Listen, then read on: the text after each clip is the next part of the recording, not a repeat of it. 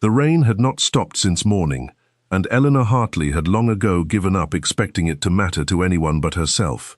She stood at the edge of the drawing room at Ashcombe Manor, half hidden behind the velvet drapery, watching her cousin Cecilia rehearse her laugh in the reflection of a darkened window. It was a beautiful laugh, practiced to fall just so, light and musical, the kind of laugh meant to be overheard by a duke. Elinor had heard it 100 times that week alone. She had stopped counting how many times she had heard her own name spoken with impatience instead. "Elinor, the flowers in the blue room have wilted again. See to it.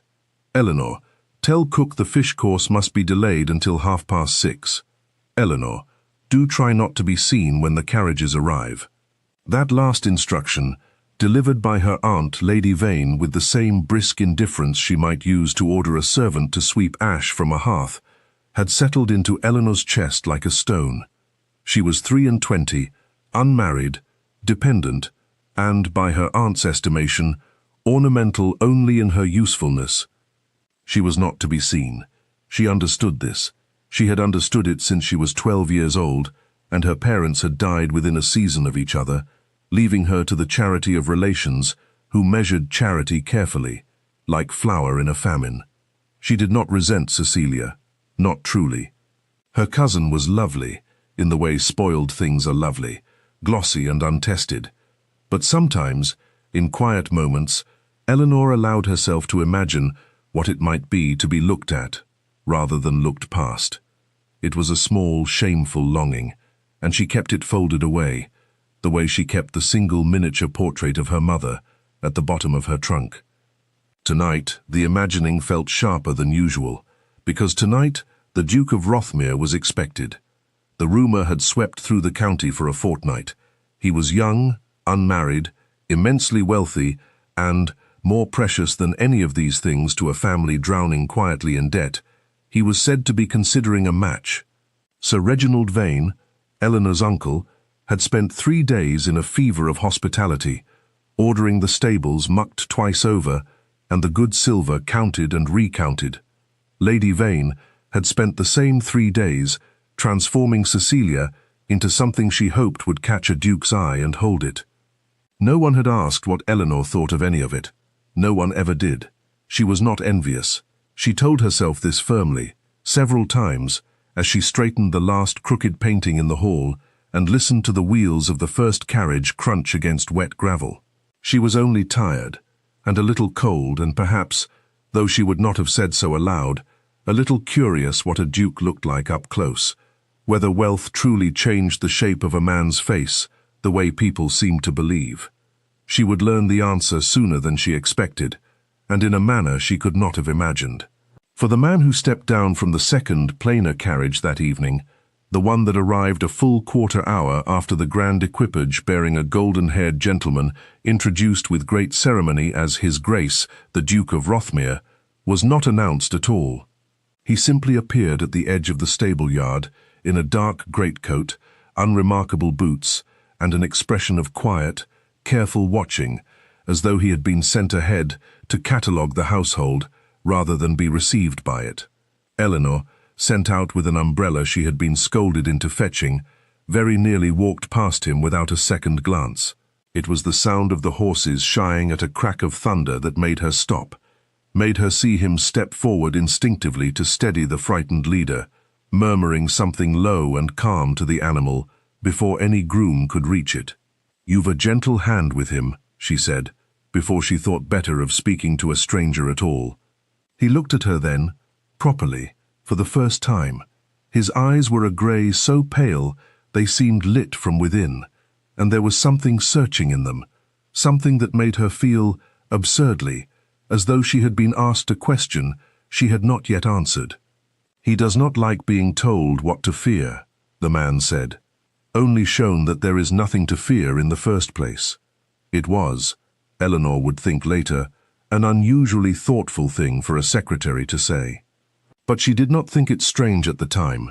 She thought only that his voice was low and even, and that he had not once glanced toward the house to see whether anyone of consequence was watching him behave kindly, which was, in her limited experience of gentlemen's servants, rather unusual in itself.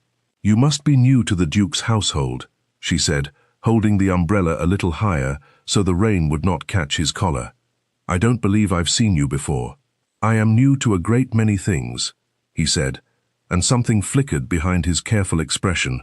Amusement, perhaps, or its more guarded cousin. Alden Grey. "I have the honor of managing His Grace's correspondence and other tiresome affairs. Elinor Hartley." She dropped a small, unthinking curtsy, the kind one gives to anyone met properly, regardless of station, a habit her mother had taught her long before poverty had taught her that stations mattered a great deal to everyone else. "I hope the roads were not too dreadful. We've had nothing but rain since Tuesday." "The roads were tolerable," he said. "The company promises to be considerably more interesting." She laughed before she could stop herself. A real laugh, unpracticed, entirely unlike Cecilia's careful music. "I shouldn't get your hopes up on that account, Mr. Grey. We are a very ordinary household. I have found," he said, with the ghost of a smile, "that ordinary households often contain the most extraordinary things, if one troubles to look."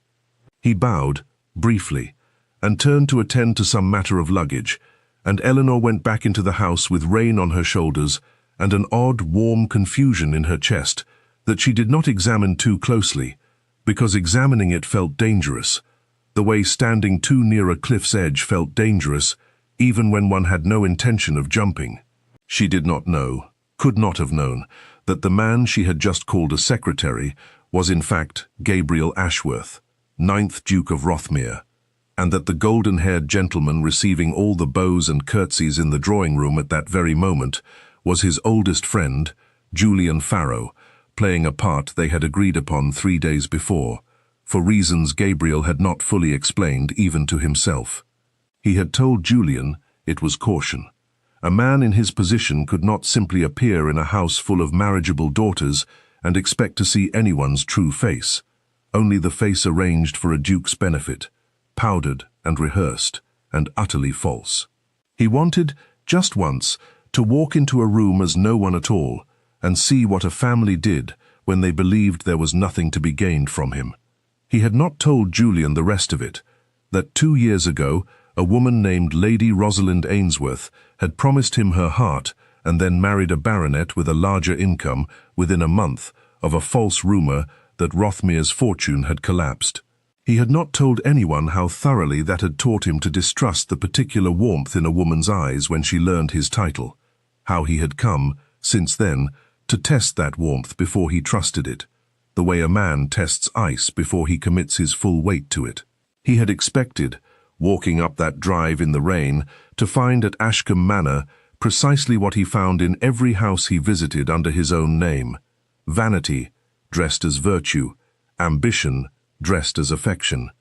He had not expected a young woman with rain-damp shoulders and unguarded eyes to hold an umbrella over a stranger's head and laugh, truly laugh, at nothing more than an ordinary jest. He found, standing in the corridor afterward listening to Lady Vane's voice rise in false delight over His Grace's every word, that he was already looking forward to seeing Miss Hartley again, and telling himself, not entirely convincingly, that it was simple curiosity and nothing more. Dinner that first evening was, Elinor thought, a kind of theatre she had watched too many times to find entertaining. Cecilia was seated as near to the Duke as propriety allowed, her laugh deployed at intervals precisely calculated to seem spontaneous. Lady Vane steered every conversation toward Rothmere's estates, his horses, his London house, with the delicate persistence of a woman circling a target she dared not name outright. Sir Reginald drank rather more claret than was wise, and spoke too loudly of alliances between old families, until his wife's sharp glance silenced him. Elinor was seated, as she always was, at the lower end of the table, near enough to be useful and far enough to be forgotten. It suited her. From that vantage, she could watch without being watched, a small mercy she had learned to value. It was there she noticed that the golden-haired Duke laughed a beat too late at his own jokes, as though reciting lines rather than living them, and that his gaze drifted, more than once, toward the quiet man seated near the foot of the table, the secretary, Mr. Grey, as if seeking some silent permission or correction. She thought nothing of it, beyond a vague, idle curiosity. Servants and their masters had their private signals. It was not her business to read them. She did notice, because she could not help noticing, that Mr. Grey ate sparingly, spoke little, and watched everything, not with the blank patience of a man enduring a tedious evening, but with the close attention of someone memorizing a room. Once, when Cecilia's laugh rang out particularly bright over some remark of the Duke's, Elinor caught Mr. Grey's eye by accident across the length of the table, and for just a moment something passed between them. Not flirtation, not quite, but a shared and silent understanding, as if he too found the performance a little absurd, and was glad, briefly, of someone else who saw it as such. She looked away first, cheeks warm, and told herself it meant nothing. After dinner, while the ladies withdrew and the gentlemen lingered over their port, Elinor slipped out to the kitchen garden for air, as she often did when the house grew too loud with things that were not meant for her. The rain had eased into mist. She found, to her surprise, that she was not alone. Mr. Grey stood near the old stone wall, looking up at the black shapes of the yew trees against a clouded moon, his greatcoat collar turned up against the damp. "Forgive me," she said. "I didn't know anyone else had escaped." "Escaped is precisely the word," he said, and there was real warmth in it now, unguarded. The careful watchfulness of the dinner table softened into something more human. "I confess, I find these gatherings rather exhausting to observe." "Then you have my sympathy. I find them exhausting to attend." She wrapped her shawl tighter. "Though I don't suppose your evenings are usually so grand, Mr. Grey, managing a duke's letters can't often bring you to houses like this." "You would be surprised what my position brings me to," he said, and there was something wry in it, something she couldn't quite place. "May I ask you something, Miss Hartley?" "You may ask. I make no promise of a satisfying answer. Do you enjoy it, all of this?" He gestured vaguely toward the lit windows behind them, the muffled sound of laughter within. The visits, the dinners, the arrangements being made. She considered lying, the way politeness generally required. Instead, for reasons she could not have named, except that something in his stillness invited honesty, she told him the truth. "No," she said simply. "I find I am mostly furniture at such gatherings, Mr. Grey. Useful, occasionally moved about, never consulted on where I ought to stand." She heard the bitterness in her own voice and softened it with a small, rueful laugh. "That sounds terribly ungrateful. My aunt and uncle have given me a home. I ought not to complain of my place in it." "You are permitted," he said quietly, "to notice that a thing is unkind, even if it is also, in its way, a kindness." She looked at him properly then, in the pale wash of moonlight, and found something in his face she had not expected from a secretary, not pity, which she could not have borne, but a kind of grave respect, as though her small, honest confession had cost her something, and he understood the cost. "You are a strange sort of secretary, Mr. Grey," she said softly. "So I have been told," he said, and there was, again, that flicker of private amusement she did not yet know enough to interpret. "Good night, Miss Hartley. I hope the rain lets up by morning, for your sake as much as the horses." He bowed and left her there among the wet hedges, her heart doing something quick and unfamiliar in her chest, a small, warm ember she would spend the rest of the night trying, unsuccessfully, to talk herself out of feeling. The days that followed fell into an unlikely rhythm. By morning, the household orbited around the Duke, riding parties arranged for his amusement, musical evenings staged for his approval, Cecilia's gowns chosen with an eye to what might please him.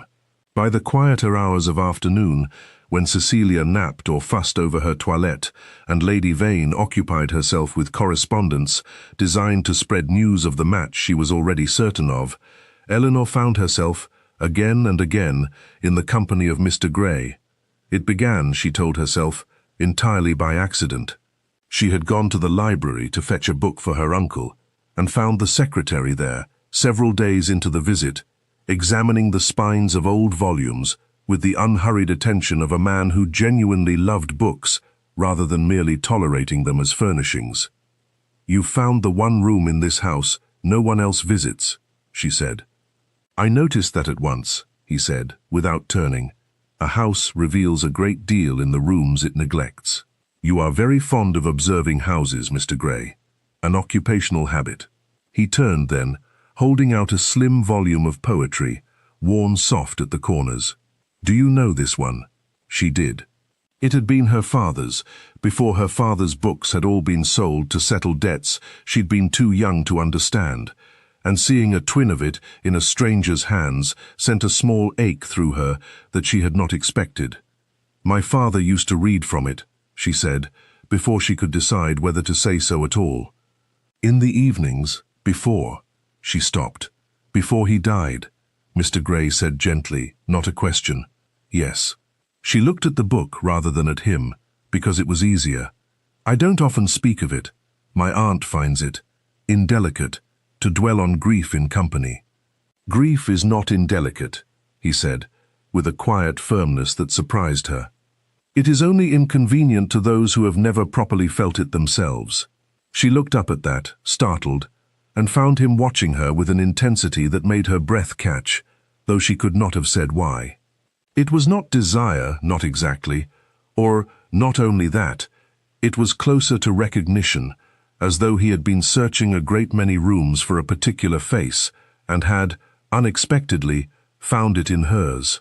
"You speak," she said slowly, "like a man who has grieved something himself, something shuttered briefly behind his eyes." "Everyone has," he said, and offered her the book instead of an answer, and she understood, without quite knowing how, that she had touched some private wound she was not yet permitted to see the shape of. She took the book. Their fingers brushed. Neither of them mentioned it, though both of them noticed. It became their habit after that to find each other in the library's quiet hour, or along the garden path where the old roses grew wild and untended, or once, memorably, in the small chapel at the edge of the estate, where Elinor had gone to lay flowers on the modest grave of an old nurse who had been kind to her as a child, and found Mr. Gray already there, sitting quietly in the last pew, as though the stillness of the place called to something in him too. "I did not take you for a religious man," she said. "I am not, particularly," he admitted. "I come here for the quiet. It is rare, where I generally find myself." "A duke's household must never be quiet," she said, sitting beside him without quite deciding to. "All that consequence, rattling about, you have no idea," he murmured, and there was an edge to it that made her glance at him curiously, though he offered nothing further, and she did not press. It was there, in the chapel, that she told him, haltingly, in pieces, the way one tells a thing one has never said whole before, about her parents' deaths, her uncle's grudging charity, the years of being useful without being wanted, the particular loneliness of being raised alongside a cousin who was loved for simply existing, while she herself had to earn her supper with obedience. "I am not unhappy," she said finally, fiercely, as though daring him to contradict her. "I have a roof, and food, and I am not cruel to anyone, and that must count for something." "It counts for everything," he said quietly. "But it is not the same as being happy, Miss Hartley, and I think you know that better than you allow yourself to say." She had no answer for that. She only sat very still, aware of how close he was, of the low, steady warmth of his voice, of the strange fact that she had told a duke's secretary more of her true heart in a fortnight than she had told her own family in 11 years. She did not yet know how much more dangerous it was than it seemed, that the man beside her was not observing her out of idle sympathy, but out of a growing, unwilling tenderness he had not permitted himself to feel for anyone in 2 long years, and that every honest word she gave him was tightening a knot around his own heart that he was no longer entirely certain he wished to escape. Gabriel Ashworth had begun the visit with a simple design: watch and be unmoved. He had watched Julian perform his role admirably, receiving Cecilia Vane's calculated attentions with the polished patience of a man used to being courted for his title rather than himself, and reporting back each evening with some amusement, on Lady Vane's increasingly transparent maneuvers.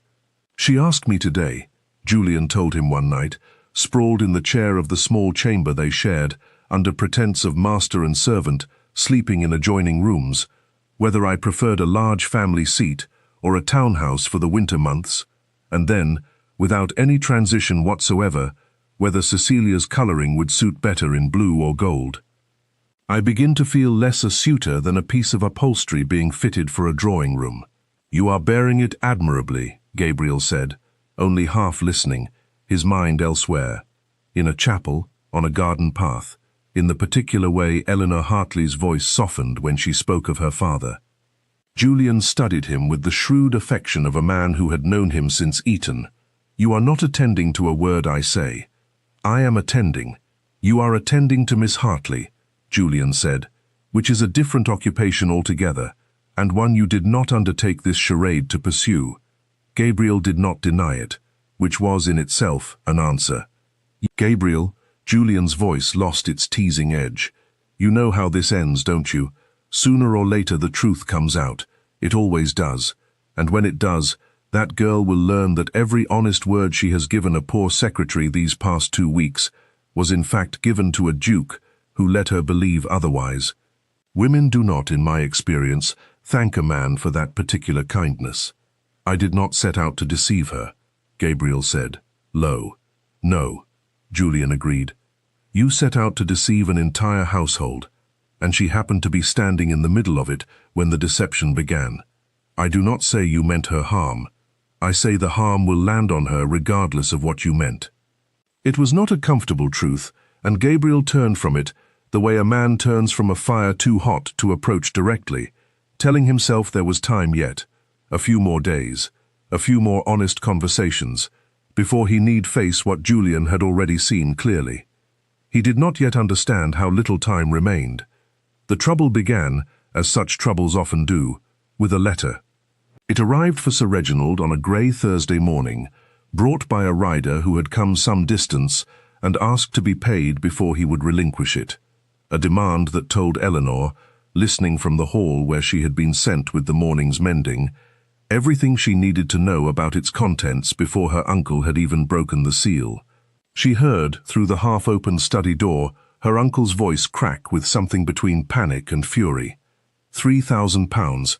He wants £3,000 by Michaelmas, or he forecloses the whole northern parcel. "Lower your voice," Lady Vane hissed. "Do you wish the whole house to hear you ruined?"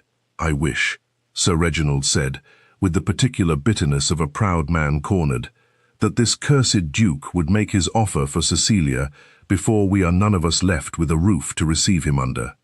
Elinor stood very still in the hall, the mending forgotten in her hands, and understood at last the full shape of what she had half sensed since the visit began, that this was not merely a matter of a fortunate match for her cousin, but a rescue, urgently needed, upon which the whole family's survival now openly depended. She understood, too, with a small cold drop in her stomach, precisely how little room such urgency left for anything as inconvenient as her own quiet, growing feelings for a secretary who could offer the family nothing at all. She said nothing of what she had overheard. But something in her sharpened after that morning, a wariness she had not felt before, a sense of watching her own heart the way one watches a candle near dry rushes. It did not stop her, 3 evenings later, from finding herself once more in Mr. Gray's company, this time in the music room, where she had gone to practice alone, believing the house occupied elsewhere. She was halfway through a piece her mother had taught her, faltering over a passage she had never quite mastered, when she became aware of him standing in the doorway, listening. "Don't stop," he said, when she startled and lifted her hands from the keys. "Please." "It is not very good," she said, embarrassed. "It is honest," he said. "Which is rarer and better than good." She played on, self-conscious at first and then, gradually, forgetting him entirely in the music, until the piece ended and the room fell quiet around them, and she looked up to find him closer than she had realized, his expression unguarded in a way she had not yet seen it. "Miss Hartley," he said, and something in his voice made her heart quicken. "I find that I think of you a great deal more than a man in my position ought to allow himself." She should have laughed it off, should have reminded them both, gently, of the vast gulf between a poor companion and a duke's secretary, a gulf that made even this much honesty a kind of recklessness. Instead, she found herself saying, very quietly, "I think of you too, Mr. Grey, rather more than I ought." He stepped closer.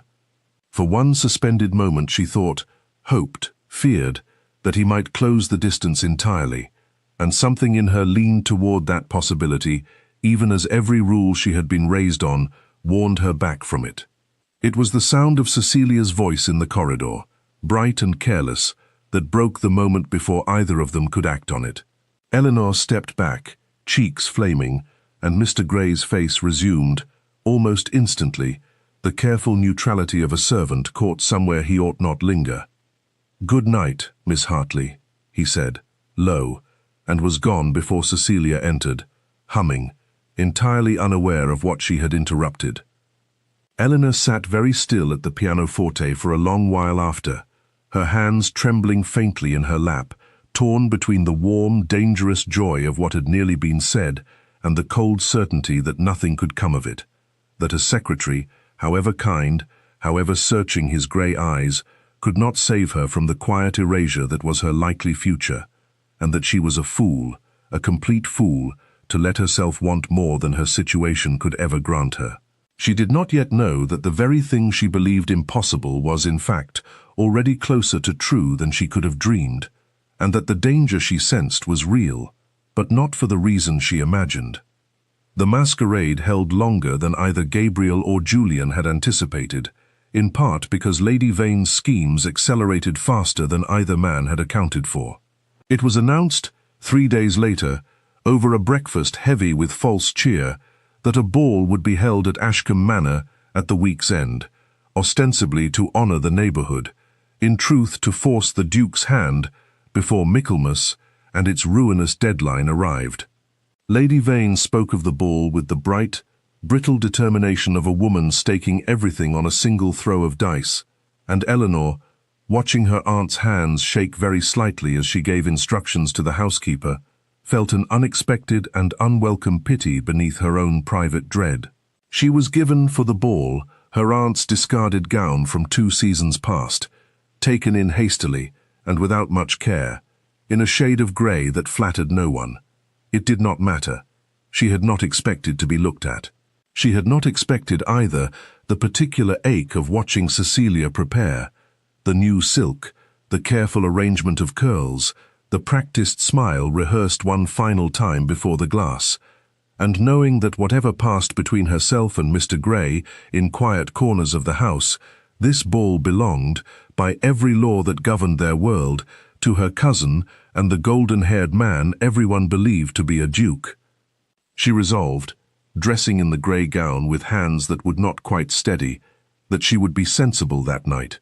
She would smile, and curtsy where required, and not seek out Mr. Grey at all, because seeking him out could lead only to a hope she had no right to hold, and hope, she had learned early and thoroughly, was a luxury poor relations could not afford. Her resolve lasted almost the length of the first 2 dances.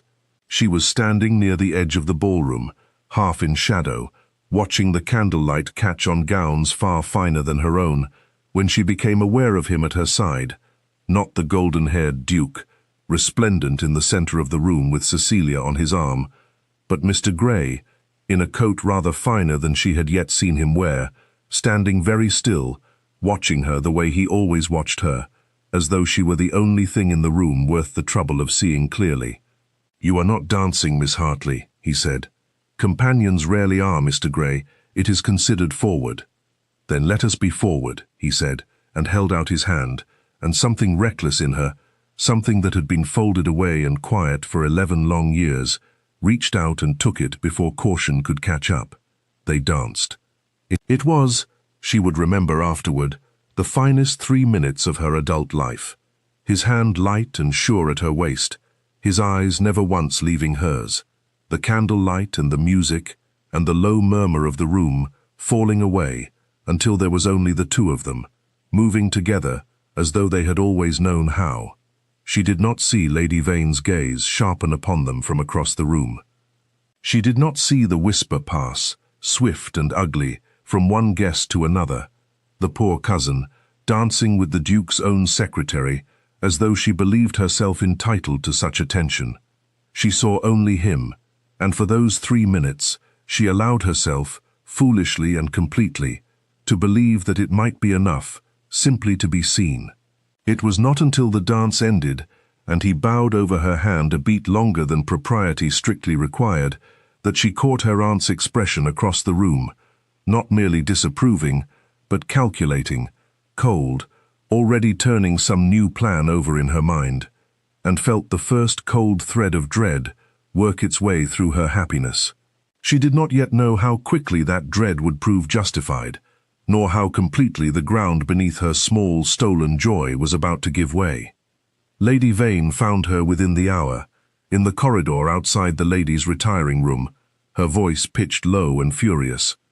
"Have you entirely lost your senses, dancing with a servant before half the county, while your cousin's future hangs in the balance?" "He is not merely a servant," Elinor began, though she could not have said precisely what she believed him to be instead. "He is precisely a servant, and you are precisely a fool if you imagine anything else." Lady Vane's grip tightened on her arm. "Do you understand what is at stake this week? Your uncle's estate, this roof, Cecilia's entire future, and yes, Elinor, yours as well. For where do you imagine you go if this house is lost? You will make no further spectacle of yourself with that man, or I will see you sent to your great-aunt in Yorkshire before the month is out, companion to a woman who has buried 3 husbands and outlived her patience for young women entirely. Do I make myself understood?" Elinor understood. She understood with the particular clarity of a woman who has just glimpsed, very suddenly, the full cliff edge of her situation, that her aunt's charity had always been conditional, that her small, stolen happiness that evening had cost more than she'd realized, and that the price of continuing to want what she wanted might well be exile from the only home, however cold, that she had.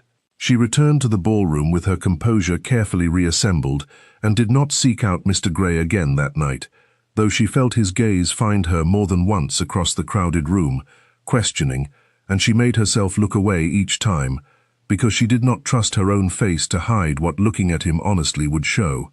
It was near midnight, as the ball was winding toward its close and half the guests had retired to the card room, that the second blow fell, swifter and colder than the first. She had gone to fetch her aunt's shawl from the small study where the coats and wraps had been laid, and found the door already ajar, voices within. Julian Farrow's voice, low and urgent, unmistakably his own, though it took her a moment to place why hearing it should feel strange. "Cannot keep this up much longer, Gabriel. The whole business grows more dangerous by the day, and you know as well as I that Lady Vane already suspects something is amiss with the arrangement." Elinor went very still in the doorway, one hand pressed flat against the frame, as the words rearranged themselves in her mind with sickening slowness. "Gabriel." Not Grey, Gabriel.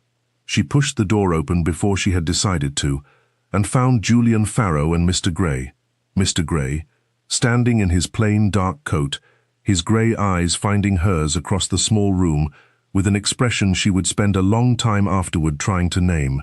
Frozen, in the particular silence of men, caught precisely where they should not be. "Elinor," he began. "You are not a secretary," she said, and her voice, to her own surprise, came out steady, though everything within her had begun, quietly, to fall apart. "No," he said, "I am not." "Then who?" she said, though some cold, clear part of her had already understood, had already assembled the truth from 100 small details she had let herself overlook, because the alternative had been too painful to consider. "Who exactly have I been speaking with, Your Grace, these past 2 weeks?" The title landed in the small room like a struck bell. "Let me explain," Gabriel said, taking a step toward her. "Please don't." She stepped back, one hand pressed to her mouth, as though to hold in something that threatened to break loose. "Please, don't touch me. Don't. I need a moment to understand what has been done to me." "Nothing was done to you," he said, low, urgent. "Elinor, everything I said to you, everything I felt was observed," she said, and now her voice did shake, "was watched and studied and, tested. Was that what I was to you these 2 weeks, Your Grace? A specimen for your amusement, a poor relation to be examined for her honesty, because you did not trust the honesty of women in silk. That is not. I told you things I have told no one," she said, and the tears came now, hot and furious. "I told you about my father, about being unwanted. I danced with you tonight believing you were nothing, no one, a man with no more claim upon this world than I had. And that was why I could—" She stopped, unable to finish, because finishing meant admitting how much she had let herself hope, and hope now felt like the cruelest joke of all. "It was never a game to me," Gabriel said, and something raw broke through his careful composure at last. "I began it as caution. I confess that freely. I have been deceived before, Elinor, by a woman who valued my title above every other part of me, and I came here meaning only to watch, to be certain, before I let myself be known." "You did not expect to enjoy deceiving me," she said bitterly. "How fortunate for you that it proved so pleasant." "I did not expect to fall in love with you," he said, quiet and final, and the words hung in the air between them, undeniable, and in that moment, entirely unwelcome. Elinor looked at him for one long, aching moment, at the grey eyes that had watched her so carefully these 2 weeks, that she had believed, foolishly, belonged to a man as unremarkable and unguarded as herself, and felt something in her chest crack cleanly in two. "I don't believe you," she said, though some traitorous part of her wanted, desperately, to believe him. "I don't believe a duke falls in love with a poor companion in a borrowed gown. I believe a duke amuses himself, and then returns to London, and the poor companion is left to explain to a household that already despises her why she made such a fool of herself over a servant who was never a servant at all." She turned and left before he could answer, before Julian Farrow's low, urgent voice could call her back, before the tears blurring her vision could betray her fully in front of either man, and she did not stop walking until she reached the small, cold room at the top of the house that had been hers for 11 years, where she sat upon the narrow bed and wept until there was nothing left to weep, for a happiness she had never truly been permitted to hold, and a trust that had been, however gently, however unwillingly, betrayed. She did not come down the next morning, nor the morning after that. She sent word, through the housekeeper, that she was unwell, and Lady Vane, occupied entirely with the far more urgent business of Cecilia's future, accepted the excuse without particular scrutiny, glad enough to have one less complication underfoot, while the true business of the visit reached its critical hour. Gabriel, for his part, found himself in a position he had not anticipated when he first devised the plan of disguise, that of a man whose deception had succeeded exactly as intended, and had cost him, in the process, the one thing he had not known he wanted until it was nearly lost.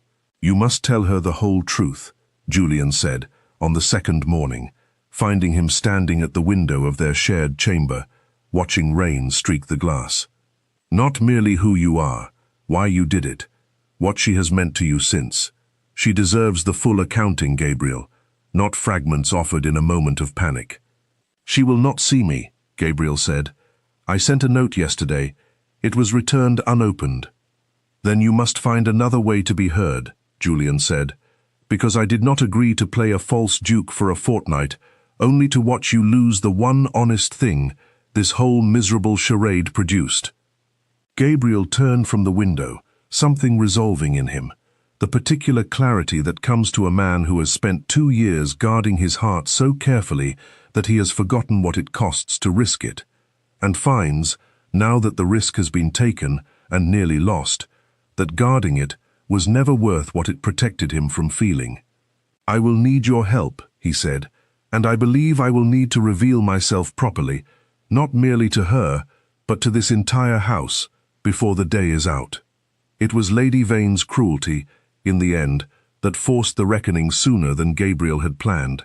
Elinor, summoned that same afternoon to her aunt's private sitting room, found Lady Vane waiting with an expression of cold, satisfied purpose that made her stomach drop before a single word was spoken. "I have arranged your future, Elinor," Lady Vane said without preamble. "You are to leave for Yorkshire within the week, to your great-aunt Prudence. I have already written ahead. She has need of a companion since her last one married, and you have proven yourself, this fortnight, entirely too susceptible to notions above your station to remain usefully in this house. Aunt, you will not argue with me. I have indulged your presence here for 11 years out of Christian duty, and I will not see that duty repaid with scandal, dancing with servants, and weeping in your room like a jilted bride when you were promised nothing at all. You will go to Yorkshire, and you will be grateful for the place, and you will not speak of this again." Elinor stood very still, feeling the walls of her small, careful life close in entirely. The last door, it seemed, shutting with a finality she had feared since childhood and had never quite believed would truly come. She thought of the chapel, the library, the moment on the dance floor when she had, for 3 whole minutes, believed herself worth looking at. She thought of grey eyes and a voice that had told her grief was not indelicate, and she felt something harden in her that was not quite courage yet, but was, perhaps, its early and necessary cousin.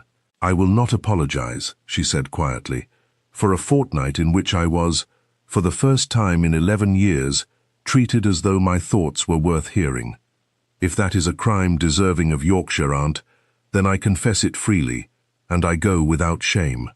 Lady Vane's face flushed with fury at the quiet defiance, but before she could answer, the door opened without knock or ceremony, and Sir Reginald entered, pale and shaking, a letter clutched in his hand, followed a moment later by Julian Farrow, no longer wearing the borrowed poise of a duke, but standing instead with the easy deference of a man returning gladly to his own proper rank, and, behind him, Gabriel Ashworth, dressed now in a coat that declared, unmistakably, precisely who he was. "Forgive the intrusion," Gabriel said, and his voice, though quiet, carried the particular authority of a man used to being obeyed, an authority Elinor had never once heard him use in their private hours together. "But I find I have a confession to make to this household, and I would rather it be heard plainly than left to gossip. Your Grace," Sir Reginald began, bewildered, looking between Julian and Gabriel as understanding dawned slowly and painfully across his face. "I am the Duke of Rothmere," Gabriel said. "This gentleman, my dear friend Lord Farrow, has done me the very great favour these 2 weeks of standing in my place, at my own request, so that I might observe this household as an ordinary man, and learn what I could not otherwise have learned as a duke, namely, whether the warmth I was shown was given to me, or merely to my title." Lady Vane's face had gone the colour of ash. Cecilia, drawn by the commotion, stood frozen in the doorway, her carefully rehearsed composure entirely abandoned. "I found," Gabriel continued, and now, for the first time, he looked directly at Elinor, and his voice, though it did not falter before the room, softened unmistakably as it turned to her, "that in this house, only one person offered me kindness, with no thought of what it might purchase her. Only one person spoke to me honestly, of grief and loneliness and hope, believing I was nothing more than a secretary, with no fortune to recommend him. Miss Hartley owes this family no apology for a fortnight of honesty. If any apology is owed, it is mine to give, for allowing my own caution to cost her the trust she deserved from the very beginning." The room was utterly silent. Elinor stood very still, her heart hammering, scarcely able to credit what she was hearing. "Your Grace," Lady Vane began, her voice suddenly sickeningly conciliatory, "I am certain Elinor did not mean—" "I did not come to hear your certainty, madam," Gabriel said, and something cold entered his voice for the first time. "Having watched, these 2 weeks, precisely how this household treats a young woman who has given it 11 years of loyal, unpaid service. I understand there was some talk, only this morning, of sending Miss Hartley to Yorkshire. I would ask that talk be abandoned entirely. Of course, Your Grace, if that is your wish. It is not merely my wish, Gabriel said. It is, I hope, about to become considerably more than that, if Miss Hartley will permit me a private word. Every eye in the room turned to Elinor, who felt the weight of all of them. Her aunt's fury, her cousin's shock, her uncle's bewildered calculation, already turning toward what this reversal might mean for the family's fortunes, and found, beneath all of it, only Gabriel's grey eyes, steady and searching, and, for the first time since she had known him, entirely unguarded. I do not know, she said quietly, to him alone, though the room heard every word, whether I can trust anything you tell me now, Your Grace, when I did not know enough to trust what you told me before. Then let me earn that trust properly, he said, not with a title and not with a fortune, but with time and honesty, for as long as you will permit me to offer it. I do not ask you to forgive the deception today. I ask only that you allow me the chance to prove, over whatever time you require, that what grew between us in that library, in that chapel, on that dance floor, was never an experiment. It was the truest thing I have felt in 2 years of guarding myself against exactly the kind of hurt I have now, however unwillingly, caused you. Elinor felt the tears rise again, though these were different from the ones she had wept alone in her narrow bed, less bitter, though no less overwhelming. I need time, she said finally, quietly. Not to punish you, only because I find I no longer know how to trust my own heart, when it has already been so thoroughly surprised once. Then take whatever time you need, Gabriel said, and know that I will not spend it in London, nor anywhere else, but here, for as long as it takes, proving that my patience is equal to my regard. He kept his word. He did not press her in the days that followed, though he remained at Ashcombe Manor under his own name now, much to Lady Vane's flustered, transparent attempts to redirect her ambitions from Cecilia toward damage control of an entirely different kind. He sought Elinor out gently, in small ways rather than grand gestures, a book left where she would find it, a quiet word of concern when he noticed her tired from a sleepless night, an offer of company on her walks that she was free, and knew herself free to refuse. She did refuse, more than once in the first days. But she found, gradually, that his patience did not waver, that he asked nothing of her she was not ready to give, and that the man beneath the title remained, in every essential way she could discern, exactly the man who had held an umbrella's worth of shelter for a stranger's horse, and told her, in a moonlit garden, that her grief was not indelicate. It was in the chapel, nearly a fortnight after the revelation, that she finally came to him. I have thought a great deal, she said, sitting beside him in the quiet pew, about what it means to be seen truly, rather than merely looked at. I think, for most of my life, I believed the two were the same thing. You taught me they are not. And what have you concluded? He asked, careful not to reach for her, though she could see the restraint costing him something. That I was seen, by you, before I ever knew who was doing the seeing, she said, and that the seeing was real, whatever name or title was attached to it. I have decided that matters to me more than the deception that surrounded it. Elinor, I am not finished, she said, with the ghost of her old dry humor returning. I have also decided that I will not marry a duke, merely because a duke has asked prettily and proven patient. I will only marry a man who continues, for the whole of our lives, to see me as plainly and honestly as he did in that first fortnight, disguise or no disguise. Can you promise me that, Your Grace? I can promise you better than a promise, he said, and finally, carefully, took her hand. I can promise you a lifetime of proving it, one honest day at a time, for as long as you will have me. She smiled, the real smile, unpracticed, that he had first glimpsed in the rain by the stables, and let him draw her closer, and in the quiet of that small chapel, with no audience but old stone and fading light, Gabriel Ashworth, Duke of Rothmere, kissed Elinor Hartley as though she were the only truth he had ever needed to find. The wedding, when it came in the early spring, was neither so grand as Lady Vane might once have wished for Cecilia, nor so quiet as Elinor's 11 years of invisibility might once have suggested she deserved.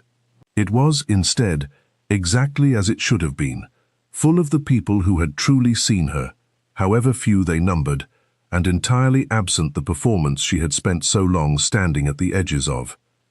Lady Vane attended, chastened and careful, no longer quite so certain of who in a room deserved her attention and who did not. Cecilia, to her credit, had found in the aftermath a rueful honesty of her own, and offered Elinor, on the morning of the wedding, an apology as unpracticed and real as anything Elinor had heard from her in years. Julian Farrow stood as groomsman, delighted beyond measure to have played, for one memorable fortnight, a duke he was heartily glad to relinquish back to its rightful and considerably more besotted owner. And Elinor Hartley, who had once believed herself furniture in every room she entered, walked down the aisle of the small stone chapel where she had first begun to understand the difference between being looked at and being truly known, toward a man who had watched her from the very beginning, not for what she might offer him, but for exactly who she already was. She had believed, for 11 long years, that no one had noticed her. She had been wrong from the very first rainy evening, though it would take a duke's disguise, a broken trust mended with patience, and a heart braver than she knew she possessed, to finally let herself believe it. Some hearts, she thought, as Gabriel lifted her hand to his lips before the small gathered crowd, are not won by grand declarations at all. They are won quietly, over weeks of honest attention, by someone patient enough to wait until the truth could stand entirely on its own, needing no title, no fortune, no disguise at all, to finally be believed.